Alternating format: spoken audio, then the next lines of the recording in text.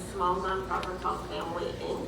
Some of you may have seen it in the news, but we went from a small organization with 3 people to now they're hiring, and there were 20 when I left, and another 15 for early Head Start. So I'm really proud of that organization. I also was on the Iowa Civil Rights Commission for a number of years. Yeah. So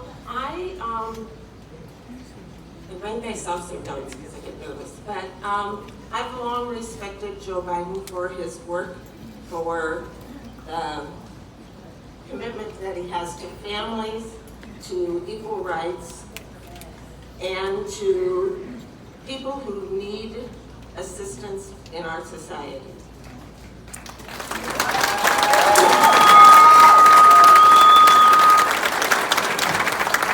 I'm going to probably tell you a little bit about Joe Biden because I feel like he is a family friend of ours. And he met my mother in 2007. She was 94 then, and that was the only person she wanted to meet. She had a number of people she could meet in Iowa, and she said, I only want to see Joe Biden. And after that conversation, he sent her some flowers, he sent a picture, he sent whatever else, and she was so excited and showed it to everyone, even though she thought everybody in her assisted living, her independent living community was Republican. She showed the picture, and this other person at her table said, oh, how much did you have to pay for that picture? And she said, nothing. And she said, oh, right, I have pictures, of course, with the Republicans, that you have to pay about $1,000 to $5,000 to get a picture like that. So my mom was like, no. Anyway, when the re-election campaign came for Obama-Biden, Biden was in Sioux City, and my mother then was in assisted living, and she was 99, almost 100. And I said, well, my daughter and I are going up to Sioux City to see the vice president. And she said, oh, well, tell Joe I said hi. I was like, okay. So when we met with the vice president, the first thing he said to me was, how is Catherine doing? So my mom loved Joe Biden, and my whole family loves Joe Biden. When my mother died, he called a month afterwards or whatever and said, nobody told me Catherine died. And I was like I have the vice president on speed. Shortly thereafter, my daughter lost her husband suddenly, as some of you know, and it wasn't even a day, and Joe Biden called her and offered his support, as a person who, at a young age, had lost his spouse. He has called her since then, he has met with her, and I know that I've heard stories that he's done it for other people too. And I want to tell you that I've known a lot of politicians in my day, and he's definitely different than other politicians. He is down to earth, he is in touch with people, he listens to people.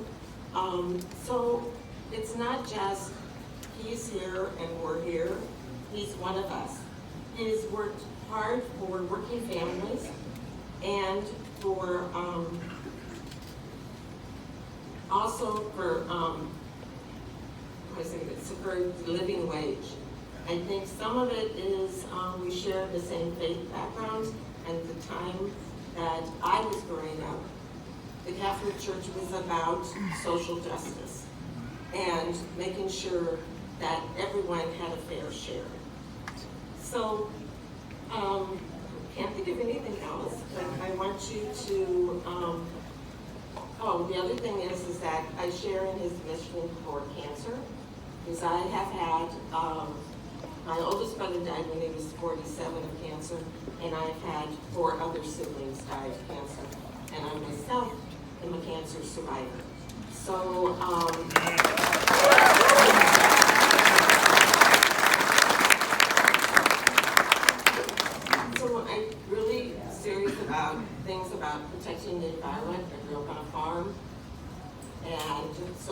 that's the only connection that all of our cancers have. So I want you to meet my friend, Vice President Joe Biden.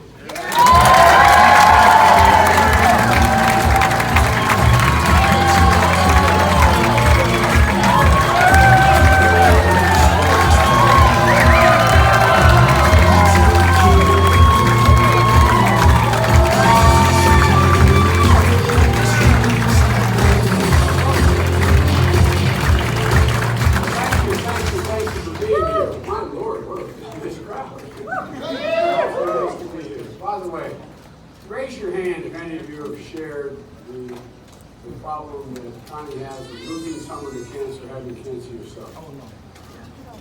I do this in every venue, because I'm depressed, watching it, because everybody. This is one of those things that affects everyone. That's why I promise you, as President of the United States, this is going to be a mood shot like we haven't seen before.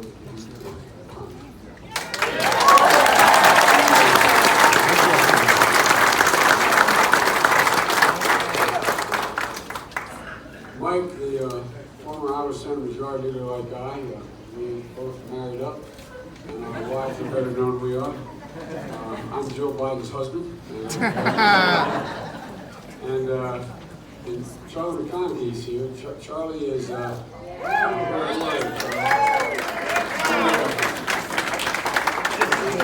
said being in the minority, I've been in the majority. I like the majority a lot better. Being in the minority is like being in a 10-round boxing match with no bells. Anyway, you're doing a great job, pal. Good afternoon, Council Bluffs. It's great to be back, and I had a great few days the last couple of days in Iowa. This is my first time back, but I've been all over the state. Yesterday I was in Manning, where I unveiled my Rural America plan that then I went to Lamar's for a roundtable of rural health issues, which are many people in this state understand, and my small state understand as well. And then we closed out the day in Sioux City. And I said when I launched this campaign, you'll be seeing a lot more of me than you want to.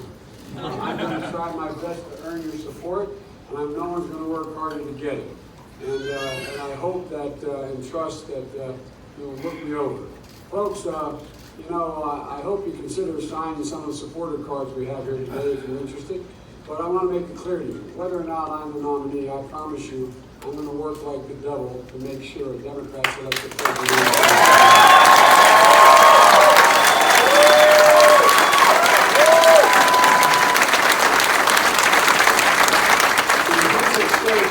So much bigger than any election any of you participate in. You know in your gut, this election for president is different. The core values of this nation, our standing in the world, our very democracy, everything that makes America American, is literally at stake. Folks, as you know, the reason why Donald Trump has been engaged in activities that show utter disregard for people's lives and seems to me just sort of tearing the soul out of this country. He's praised white supremacists, embraced dictators, separated children from their families at the border, and he's launched vicious attacks against people in the United States Congress because of their ethnic background. And I don't know if any president's ever done that before. Sitting president ever done that before. This isn't who we are. And the point of it is, and it's very important for us to remember, our children are listening. Our children are listening. And the president is the face of our country. And it's a role model for future generations of America. And folks, we can overcome 4 years of Donald Trump. But if we give him 8 in the White House, we'll forever and fundamentally change the character of this nation, in my opinion. And that's why we have to win this country. That's why we have to get back to White House. And that's why I'm running. The second reason I'm running, and Connie referenced it, I'm running because I believe we have to restore the backbone of the country. Working class, middle class people are getting killed. No, Wall Street did not build America. You build America. You build America. Hard work and ordinary people doing extraordinary things, given half a chance, have never, ever, ever, ever let the country down. My dad, as some of you met a long time ago, used to have an expression. He said, Joey, a job's about a lot more than a paycheck. It's about your dignity. It's about respect. It's about your place in the community. It's about being able to look your child in the eye and say, honey, it's going to be okay, and mean it. For real. So many people today, many in this room aren't so sure that they can look their child in the eye and say, I mean it. This is going to be okay. The bottom is falling out for the poor and the middle class. We're no longer the wealthiest middle class in the world, and we are continuing to lose traction. The majority of middle class people don't think their children will have the same benefits and lifestyle they have. That's the first time that's happened in the lifetime of any one of you. We have to change this. My North Star as president is what has been my whole career. We'll be rebuilding the middle class, and this time we have to bring everyone along. Middle class isn't a number, it's a value set. Middle class is being able to own your own home and not have to rent it if you want to do that. Send your kid to a park and know they come home safely. Be in a situation where the public school is good enough and you send them, you know, if they want to go beyond high school, they can get there. And if they get there, you can afford it. Being able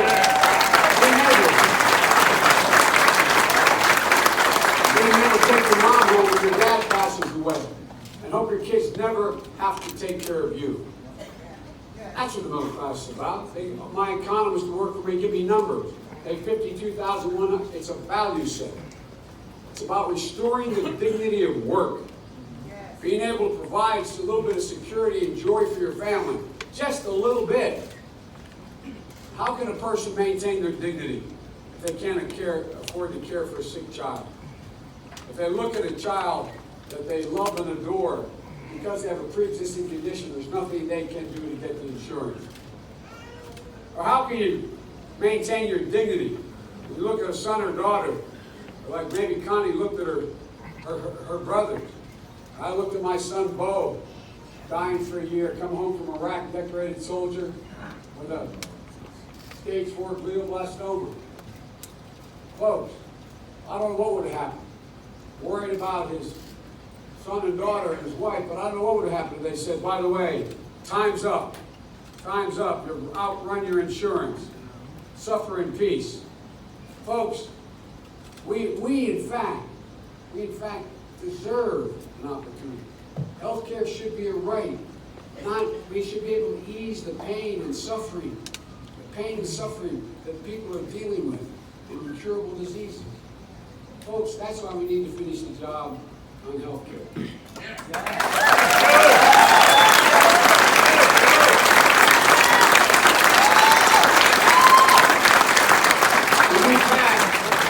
The Affordable Care Act, I told President Obama it was a big deal or something about it.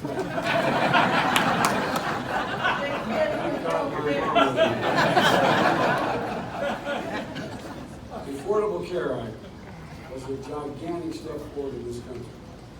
7 presidents had tried something like it before, but Barack got it done. We made historic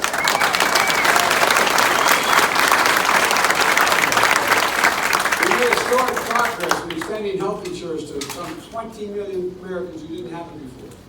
And maybe most important, we provided for the first time protections for over 100 million Americans with pre-existing conditions, in addition to the 20 million.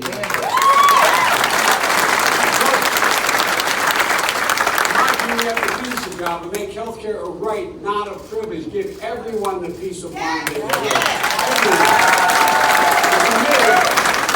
That means building on Obamacare with a public option. Look, now there are a lot of people running into the party who want to get rid of Obamacare and start over with something new. Well, folks, I'm not for that. And they're well intended. They're all good people. Yesterday, I rolled out my health care plan that lays out in detail, which I will not go into now because you're standing, how to build on Obamacare. And folks, we provide for a public option in the new approach in the Biden plan. Covered, everyone will be covered, while increasing access to lower cost. I want to encourage all of you to go online and read the whole thing, which I'm not sure I'd do if I were you either. We hear a lot about it in the debates we have coming up. And these are some of the differences. I'll highlight just a few of the key points today. First, we build a new public option like Medicare into the plan. Only everyone will be able to buy into it, have a chance to buy in. So if you have right now employer-based insurance you like, you can keep that employer-based insurance. But if you don't like it, you can buy into the public option plan. If you don't like it. If you have private insurance, you can keep it if you wish. But okay? I'm speaking so loud, it's not coming in. Anyway, here's the deal. But if you're not right now satisfied, you'll be able to buy into this public option and get a high quality option you choose. We'll make sure that not only it's quality, but it's affordable. We'll eliminate the income gap subsidies. This is getting too technical. I'm sorry. I'm going to skip ahead here because I'm keeping you standing. I want to talk just a little bit here about prescription drugs. Yeah. The fact is that the way we are now, the Biden plan, no family will pay more than 8.5% of their income under any circumstances for health care. We're not going to base those calculations on the cheapest possible plan out there. You're going to calculate it based on the plan with the lowest deductible you have out there. You all know there's two pieces that everybody worries about. What is my premium and what is the deductible? How much do I have to take out of pocket for the expenses? That's going to come down too. When it comes to prescription drugs, we're going to throw the book at the pharmaceutical company.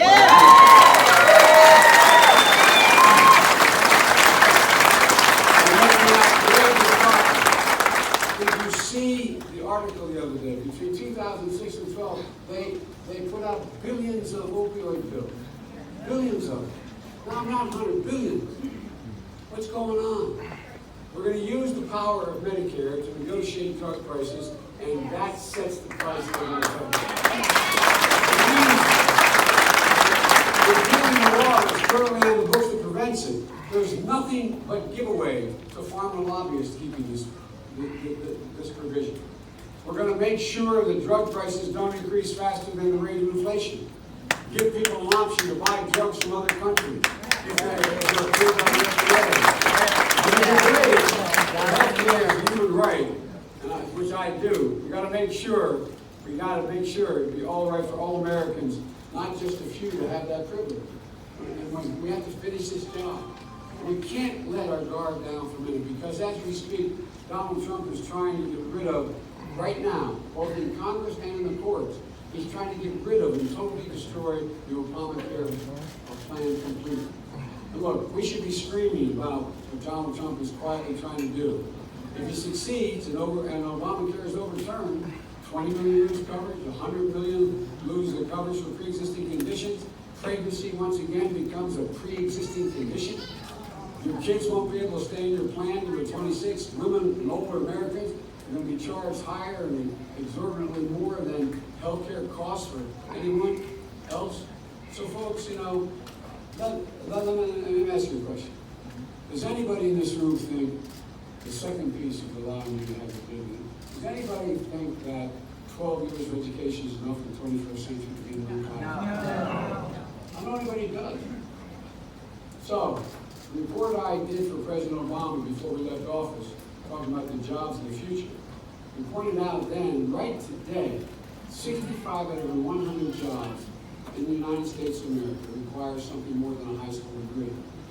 My wife, who still teaches at community college, says it best. Any country that educates us is going to outcompete us. That's why I proposed making technical and community colleges free.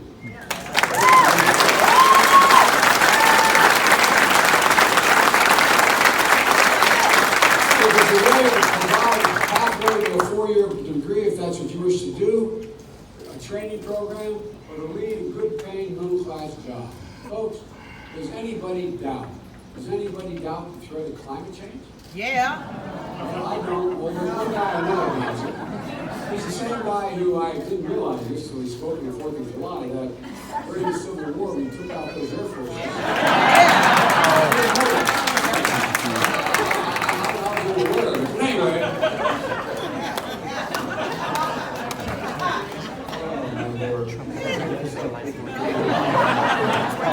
Look, the science is clear. Unfortunately, we have a president and now a Republican Party that no longer believes in science.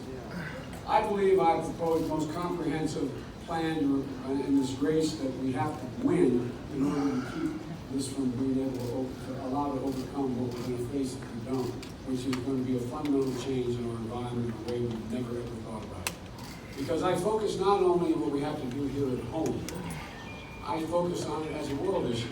America makes up only 15%, makes up not only, but 15% of all the carbon emissions. The rest of the world is responsible for 85% of those emissions. So if we do everything opposed to my plan and get to zero emissions by 2050, we're not going to solve the problem on our own. We're going to take leadership on the world stage, presidential leadership. And I propose to provide that.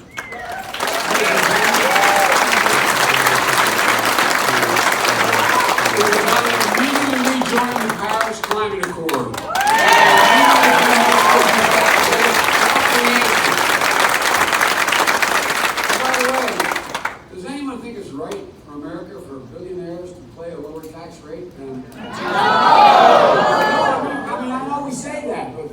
What it means in fact. Warren Buffett pointed out first. He's a billionaire, generous man. He in fact pays a lower tax rate than a school teacher, a firefighter, a farmer. He pays a lower tax rate.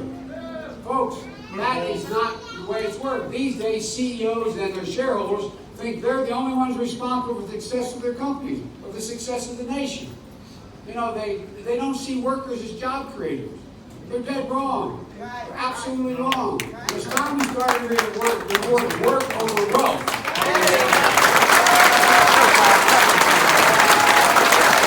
For me, that starts from tax cuts for the super wealthy. By the way, we just did one thing. We just raised the corporate rate back up to 28%, down from 38.6, down to 20. We just raised it to 28. We're rocking our. That's another $600 billion coming in to do good things. The third reason I'm running is I believe we need to unify this nation. I know I'm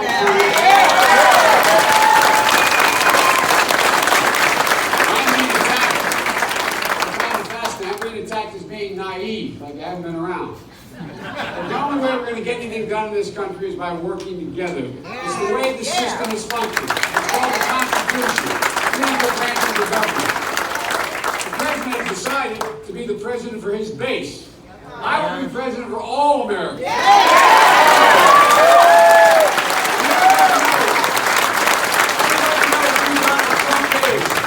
We got to let them know who we are. We choose hope over fear. Unity over division, truth over lies, and science over fiction. This is the United States of America. There has never, ever been a time, literally, when we as a nation have set our mind to accomplish something, we've been unable to do it when we've done it together. Together.